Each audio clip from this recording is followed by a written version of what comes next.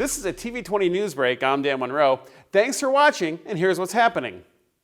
The local barbershop is usually a place of comfort, a place you can get a fresh cut, talk about anything, and have a few laughs. Thanks to Waverly Willis, owner of Urban Kutz Barbershop, you can now get your COVID-19 vaccinations in the same location. Well, to quote one of my buddies from the other day, he said getting a shot at the barbershop or at this barbershop would be getting a shot in your living room. And I was very grateful when he said that, you know, because that really, if you feel like it would be comparable to getting a shot in your living room, you're very comfortable. Urban Kutz Barbershop teamed up with the City of Cleveland and the Cleveland Department of Public Health to administer COVID-19 vaccinations at both barbershop locations. We are here at Urban Kutz offering free vaccinations to walk-ins. Anyone can come in. We're very excited. We've got to get vaccinated so we can get these masks off our faces. Waverly's goal was to reach what he calls the forgotten population, hoping that people would come and be properly educated about the vaccine.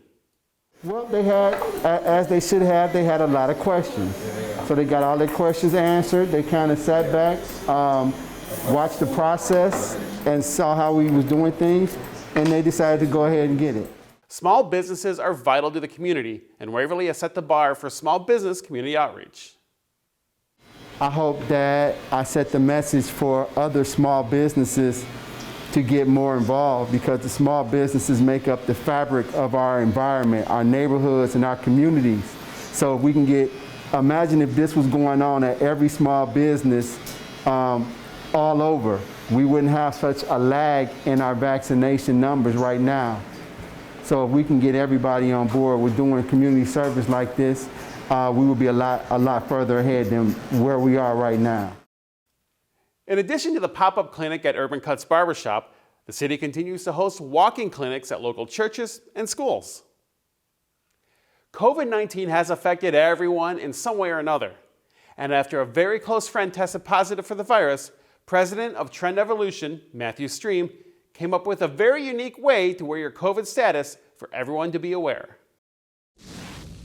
The whole goal was to create a line, a brand, focused on people sharing or wearing and sharing their safer status, making it simple, using strategies with size, color, and simplicity to make it easy to use and easy to understand.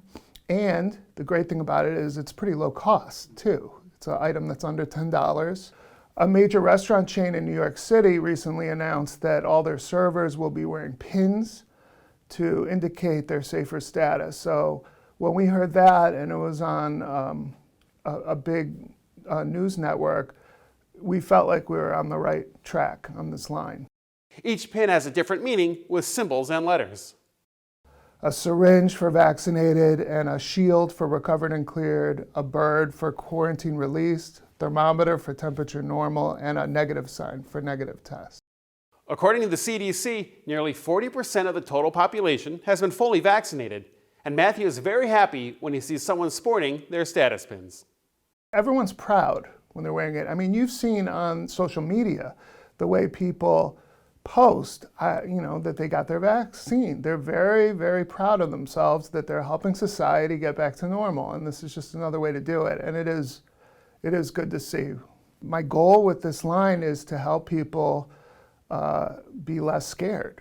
So, I mean, there's people out there that are really scared, that have fear, they don't want to go near you, they don't want to see you, they don't want to walk past you closely, and these can be your friends, your relatives, your colleagues, and I think that, everybody wants this to end, but I think the good way for it to end is there has to be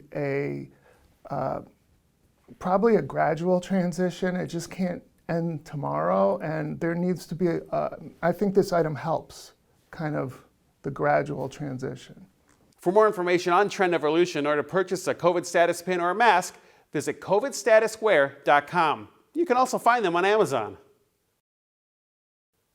Local community activist Yvonne Pointer collaborated on a new book designed to help families deal with the most horrific loss imaginable, the murder of a family member. The book is called Wounded Healer, and as Ms. Pointer says, it has a very deep and personal meaning. Well, wounded healers are people who have suffered traumatic experiences, but they had someone help them through it, and now they have the obligation to go back and help someone else. So they've been wounded, but they're also a healer. The idea for the book came to Ms. Pointer, as most great ideas do, through a dream. Well, I was asleep one day and the thought just came to me, wounded healers. And to get people to write their story. And so I reached out to Jacqueline Muhammad and Jacqueline Williams Payne, and we just started writing and gathering women together. And we went to the St. Luke's Foundation, Neighborhood Connection, the City of Cleveland. We raised money to get it done, and here we are today. The book was co-authored by Jacqueline Muhammad and Jacqueline Payne, and they say that the women they reached out to were eager to tell their stories. You know, there's a healing that comes with being able to tell one story. And so just the idea that a project like this was taking place, most of the women, I would say 99% of them said absolutely yes. Maybe we had to twist an arm or two, but for the most part, they were absolutely in agreement. Maggie Haas tells her story of the murder of her son in the book. She says the process was hard and often emotional, but she has some advice for other mothers going through the same ordeal. If there's another mother out there who has lost a child to murder, find some kind of strength through my story. It's not an easy task to get up, even out of bed, after you lose a child. But just to help another mother, because there's too many of us out here that have lost children. Clarissa Foster's story also appears in the book, and she has strong dreams for how this book can help people from all over. So it's my prayer that this book makes its way around the world, and that so many women and men and children can read and be inspired. It's such a fabulous book. Our stories are stories of healing and faith and just healing of hope, feelings of hope. Ms. Pointer said the book isn't for sale, but multiple copies were given to the women in the book as gifts to give out. If you would like more information on Wounded Healer, visit YvonnePointer.com. The global pandemic hit a ton of local businesses hard. Some were even forced to close their doors for good. But Cleveland's popular Music Box Supper Club is ready to open its doors back up with a number of events already booked up for May and June. When you come to the Music Box, live music is just something magical. And it is something that you want to enjoy in a communal situation. We know that this is going to just, bring people back together in a very positive way where they can have this shared experience and get their spirits lifted. When the pandemic began, it was scary times for the local music venue. The hardest part was just knowing that it was a struggle, especially for our staff, just to make ends meet. And so, fortunately, the Music Box itself was in pretty solid shape. We were able to pay our bills during this period, and we have the resources to get back open, because it's almost like opening brand new. You got to buy all the new inventory and all that kind of stuff. After watching the COVID numbers closely for the state of Ohio, Mike planned accordingly for a reopening. We actually had to watch for that, what was the best time several months ago, because it was going to take time to get ready. And so we actually thought about this, all the way through the holidays and into January and February. And it was really in mid to late February that we kind of pointed to early May. We were looking at the numbers, and we were looking at not only Cleveland numbers, but national statistics. And we just felt it would be a time that the numbers would have been coming down.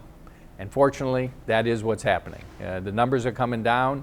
I think people are feeling a lot safer. We target a little bit older audience, and most of them have already gotten their vaccines. And so, our staff is going to be completely vaccinated. All of our staff has said they will get vaccinated.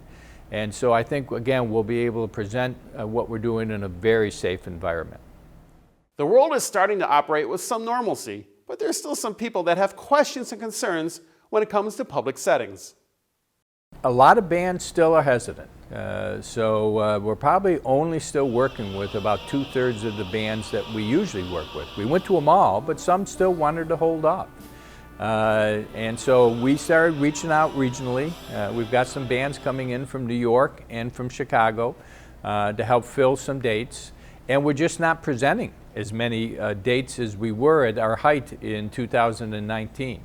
My cousin has been playing in a band around Cleveland for 40 years. His name's Jim Miller. He was in a band that was one of Cleveland's best known, Barbershop, and now he's got the Jim Miller Band, and he does a tribute to the Grateful Dead like none other. And he's coming in late May. So, you know, we're doing a little bit of a flashback festival, I call it. You know, some really good talent doing some tributes. You're going to be excited about some of the bands we got coming in. And for more information about the Music Box Supper Club and to find out about upcoming acts, visit musicboxcle.com. Finally, meeting a friend at a local coffee shop for a good conversation over a cup of joe is a simple joy that was put on pause due to the pandemic. But with more businesses starting to resume indoor dining, Ohio-based StoneFruit Coffee Company is opening their downtown Cleveland location just in time. One of the things that we hear a lot is that there's no opportunity, right? There's no opportunity in Youngstown, maybe there's no opportunity in Cleveland. But the thing is that sometimes that opportunity has to be created. And that's what we're doing. You know, we saw that the old tenants here had closed up, and we saw that as an opportunity to bring our brand to Cleveland, which is something that we've always wanted to do. I love the Youngstown market. I'm Youngstown proud all day long, but we are a smaller market, you know, and Cleveland is much bigger for us. And to create a brand in the smaller market and then bring it to the bigger, I think is a hell of an accomplishment, something we're very proud of. And again, we're very proud of our Youngstown roots, and I can't wait to share with Cleveland what we've done in Youngstown. One of the things that you'll hear me say a lot is Youngstown proud. And now we're in Cleveland. Now we're Cleveland proud as well. So you'll notice that when you come into the space that we dedicated an entire wall to a big Cleveland mural. We are as Cleveland as we possibly can be. The city has been phenomenal in regards to helping us with our signage.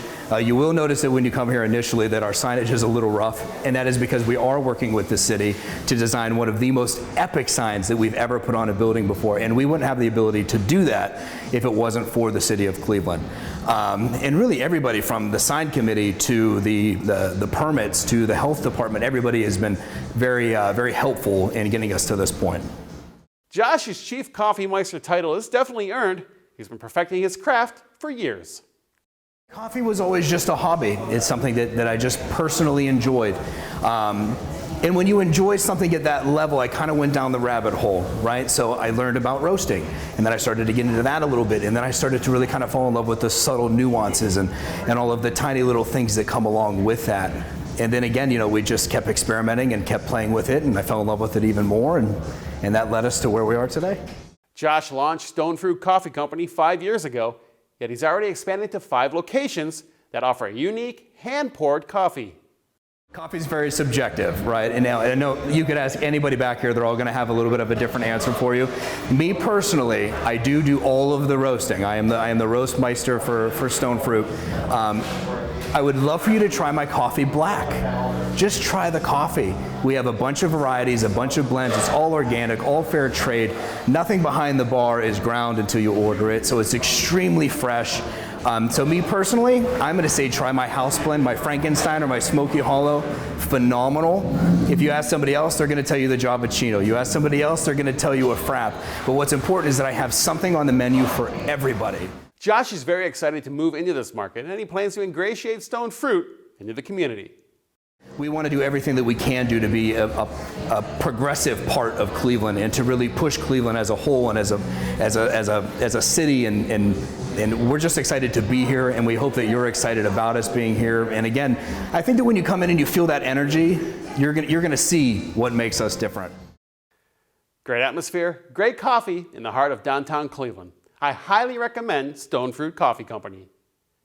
TV20 is streaming live 24/7. Visit TV20cleveland.com to see our live feed and more. Stay connected with TV20 wherever you go by liking and following us on Facebook and Twitter. And be sure to subscribe to our YouTube page to watch our numerous programs. Thanks for watching. I'm Dan Monroe. Be sure to stay tuned for more on TV20. We are Cleveland.